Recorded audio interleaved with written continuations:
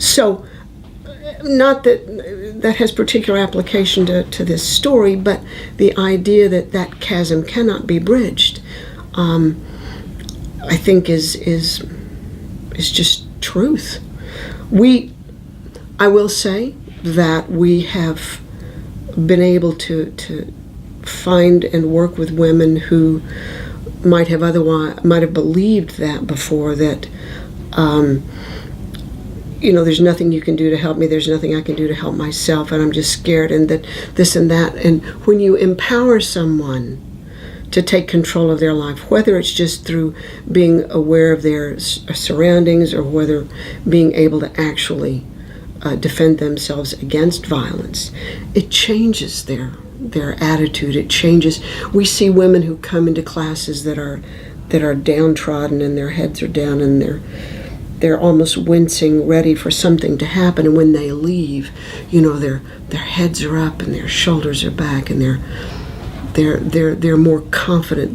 They believe more in themselves. So it's a great thing that we do, and unless we end up prohibited by Katherine Rogers by law from being able to continue to train women, we will do so. So to get back to this gaggle of people, and you said what you did. I started to say that. Yeah. Okay, I was not able to finish it because, again, I find myself almost knocked off my feet, and at the same time, Ms. Altschiller begins screaming, puts her hands up in the air and begins screaming, "Don't touch me, don't touch me, give her a wide berth, they're armed, don't touch me, don't," and I'm going, oh my goodness. Provocateur. Well, again, I think they want that fight picked. I think they're trying to elicit a response. Oh, of course they are. And because they have no reason that can prove their point. So, and I got both hands full, right? And I'm just trying to go down the hallway, and I walked past, and I'm still hearing this, and I go down a little bit. I don't know if you remember that hallway on the second floor. There's some nice, lovely leather and wooden long benches near the coat racks, and so I set my gear down on the last bench, and I got my phone and I called the security, State House security, and told them what had happened. And I was speaking with one of the security folks, and they said, first thing they said, "Are you okay?" And I said, "Are you hurt? Are you, and I said, I'm okay." And they said, "Well, what do you want to do?" And I'm thinking, they said, "Do you want to press charges?" And I don't know how long it took me to sort of think about it, but I finally said, "Yes, I do." Okay? Yes, I do. So, they said, "Okay, we want you to, where security is over in the basement of the State House?" And I said, "Yes, I do. That's normally where I come through when I come to the State House." They said, "We'll have state police meet you there." And I said, "Okay." So I turned around. I was looking at the end of the hallway. There are doors to go down the stairs to get out. And I turned around, and the crowd was still there. And as I turned, in my field of vision was a state representative who was standing there watching me. Okay, with a very not stern look, but a very serious look on his face. Concerned? Yeah, maybe concerned. And who walked over to me.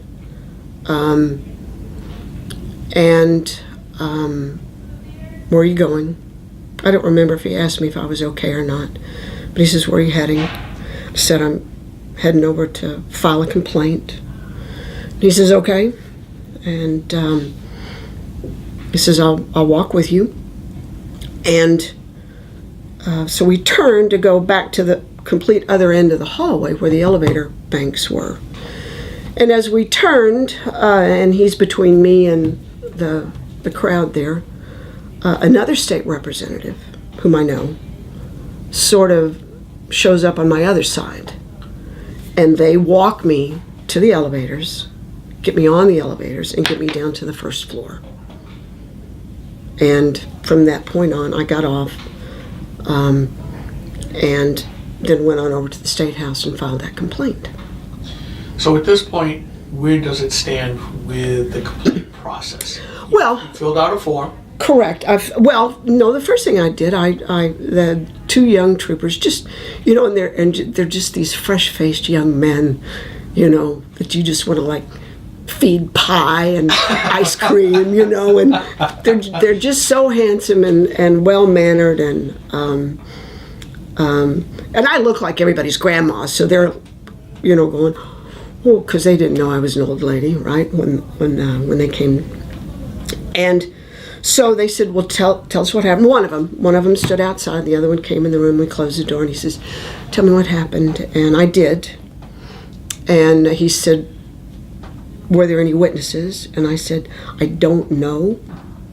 I said, in the hearing room, I have no idea, because there were a lot of people there and a lot of activity. The hearing was breaking down and people were packing up to go. I said, so I have no idea if there were or were not. And he says, well, what about in the hallway? And I said, again, I don't know. Although there were two gentlemen who walked me out, so whether they saw anything or not, I don't know. But here are their names. And he says, okay. He says, would you be willing to write this down? And I said, well, of course. And so they got the little state police complaint form, and in pen, I wrote it out to the best that I could remember. I think I left out the bit about having my hands full, but I gave it to them, and they said, okay. And the young man that was there with me said, here's my contact details. He says, how this works, because I've been through this before, right? How this works is we will interview these two people, and we will, of course, interview Ms. Altschiller, and if if there's anyone else, and then they make the determination, because this is now a criminal complaint, whether or not there's sufficient evidence to levy a charge. And because it's a misdemeanor, okay, that's the basis on which it's prosecuted. So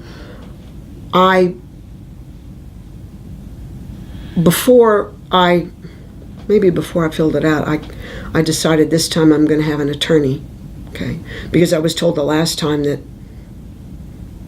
it doesn't matter because the state prosecutes, right? Mm-hmm. Well, this time I decided that I needed a lawyer, and I called my lawyer and spoke with him and read the statement before I signed it. So I gave my lawyer's details to the state police, and I know that they have in fact interviewed two people, and what the status is today I do not know. But because they are the investigators and because it is a misdemeanor, I'm the one that has to chase it down. So although they're so courteous, they'll probably call me. But I don't know what's going to happen, okay? I don't know. I'm just going to, because I'm a law-abiding citizen, I follow the rules.